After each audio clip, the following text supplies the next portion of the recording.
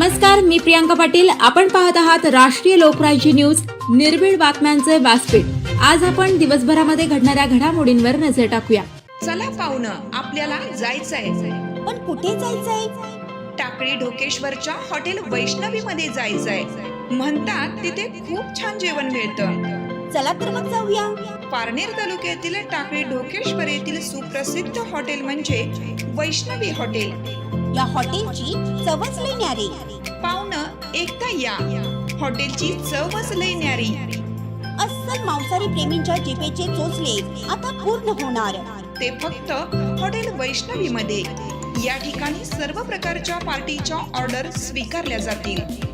Proprietor Santosh Ranganath Thange. संपर्कासाठी mobile number 8830578505. या हॉटेलचा पत्ता नगर कल्याण हायवे, पारनेर चौक, टाकळी ढोकेश्वर, तालुका पारनेर, जिल्हा अहमदनगर.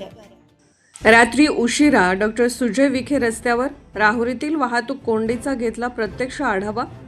राहुरी शहरातून जाणाऱ्या नगर मनमाड महामार्गावरील रस्त्याच्या कामामुळे गेल्या काही दिवसांपासून सातत्याने वाहतूक कोंडी होत असून प्रवासी, वाहन चालक व स्थानिक नागरिक मोठ्या त्रासाला सामोरे जात होते. या गंभीर परिस्थितीची दखल घेत माजी खासदार डॉक्टर सुजय विखे पाटील यांनी प्रशासन व संबंधित ठेकेदाराला तातडीच्या उपाययोजना करण्याच्या स्पष्ट सूचना दिल्या. त्यांच्या हस्तक्षेपानंतर काही प्रमाणात वाहतूक व्यवस्था सुरळीत झाल्याचे सोमवारी दिसून आले. या पार्श्वभूमीवर सोमवारी रात्री सुमारे 10:30 वाजण्याच्या सुमारास डॉक्टर सुजय विखे पाटील यांनी राहुरीत प्रत्यक्ष उपस्थित राहून नगर मनमाड मार्गावरील वाहतूक व्यवस्थेचा सखोल आढावा घेतला. यावेळी त्यांनी रस्त्यावर थांबून नागरिकांशी संवाद साधत परिस्थितीची माहिती घेतली. तसेच संबंधित यंत्रणांना आवश्यक सूचना दिल्या. मागील काही दिवसांपासून वाहतूक कोंडीमुळे राहुरीकरांना सहन करावा लागलेल्या त्रासाबद्दल त्यांनी मनापासून दिलगिरी व्यक्त करत जनतेचा विश्वास हीच माझी खरी ताकद आहे. केवळ फोटो व्हिडिओ पुरते काम न करता प्रत्यक्ष प्रश्न सुटले पाहिजेत हीच माझी भूमिका आहे असे ठामपणे सांगितले. यावेळी देवळाली प्रवरा येथील नगरसेवक ऋषभ लोढा, अक्षय तनपुरे, मनोज गव्हाणे, महेश गायकवाड यांच्यासह अनेक कार्यकर्ते उपस्थित होते. डॉक्टर सुजय विखे पाटील, मी सगळ्यांना विश्वासात घेऊन काम करणारा माणूस आहे. निष्ठावान व शिस्तबद्ध कार्यकर्त्यांची साथ मला लाभली, हे माझं भाग्य आहे. आमचे कार्यकर्ते रस्त्यावर उतरून आंदोलन करत नाहीत, तर नेत्याने दिलेल्या आदेशांचे काटेकोर पालन करतात. आज त्यांनी वाहतूक सुरळीत ठेवण्यासाठी प्रत्यक्ष मदत केली. जिथे ट्रॅफिक जाम आढळेल तिथे आमचे कार्यकर्ते स्वतः पुढाकार घेऊन नियोजन करतील.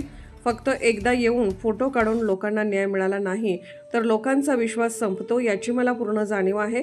आज केवळ एका तासाचा अपवाद वगळता कुठेही वाहतूक ठप्प नव्हती.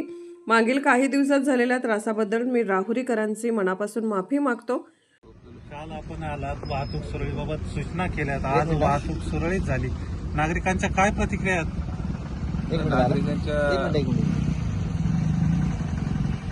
नागरिकांच्या प्रतिक्रिया नागरिकच सांगू शकतील. मला एक गोष्टी खात्री 100% आहे की हे फार अगोदरही झालं असतं कदाचित, पण आमचे सर्व जे कार्यकर्ते आहेत हे बिचारे सकाळपासून माझ्या शब्दाखातीर स्वतः रस्त्यावर उभे आहेत. आणि जिथं जिथं ट्रॅफिक जॅम कधी जाणवायला लागलं का लगेच रस्ता मोकळं करणं. तर शेवटी कुठलाही प्रकल्प होत असताना, कुठलीही चांगली गोष्ट होत असताना त्याला जनसमर्थन लागतं. आम्ही सगळ्यांना विश्वासात घेऊन चालणारे लोक आहोत आणि आमच्या मुलांनी जे हे केलं आज, ते त्यांचं काम नाही, पण उभे राहिले असे कार्यकर्ते म्हणजे पण माझं भाग्य समजतो. कारण की आमचे कार्यकर्ते रस्त्यावर उतरून आंदोलन करत नाही.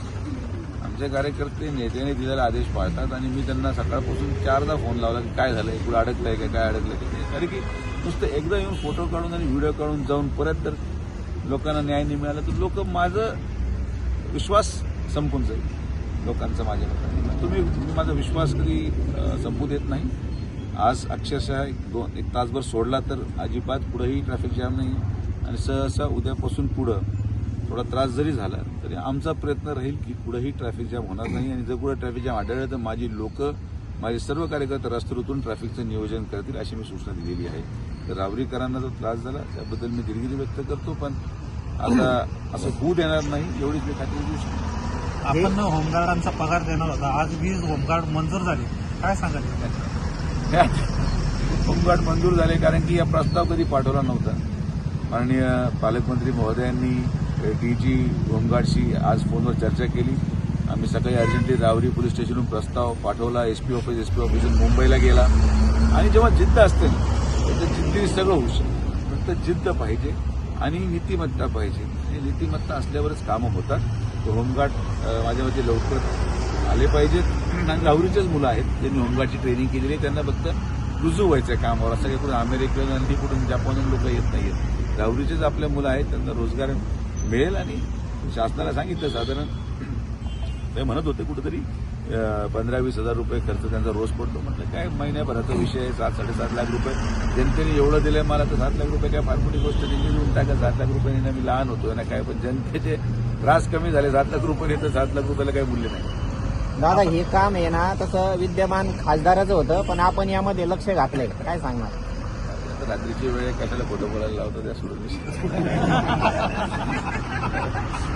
चला, थँक्यू.